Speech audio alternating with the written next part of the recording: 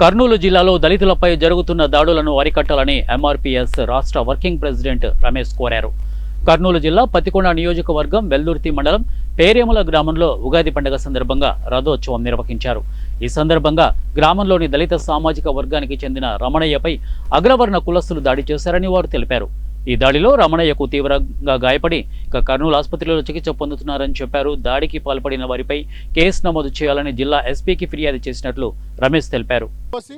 టెంకాయ కొట్టుకోవడానికి పోతే అక్కడే ఉన్నటువంటి ఆ గ్రామానికి చెందినటువంటి మరి ఆధిపత్య కులానికి చెందిన వారు కుల వివక్షత అంటరానితనంతో మాదిగలు ఆ దేవుడి దగ్గరికి రాకూడదు, టెంకాయ కొట్టకూడదు, నిల్లు పోయకూడదనే ఉద్దేశంతో కేవలం కుల వివక్షత అంటరానితనంతోనే రమణయ్యపై ఆ గ్రామానికి చెందినటువంటి మరి రెడ్డి కులస్తులైనటువంటి రాధాకృష్ణారెడ్డితో పాటు తన అనుచర వర్గం 5 మంది కలిసి మరి ముకుమ్మడిగా ఆ దివిటీలు తీసుకొని దాడి చేసి ఈ అబ్బాయిని రక్తగాయాల పాలు చేశారు. రక్తగాయాల పాలు చేసి మరి చంపేందుకు కూడా ప్రయత్నం చేశారు.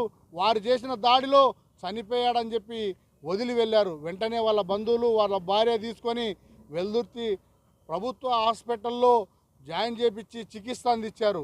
ఈయన తగిలిన దెబ్బలకు మెరుగైన వైద్యం కోసం వెల్దుర్తి ప్రభుత్వ డాక్టర్లు కర్నూలుకి రెఫర్ చేశారు. ఈ రోజు వరకు కూడా ప్రభుత్వ హాస్పిటల్లోనే చికిత్స తీసుకుంటున్నాడు. ఈ విషయం ఈరోజు కర్నూలు జిల్లా ఎస్పీ గారికి కూడా మరి విషయం చెప్పడం జరిగింది.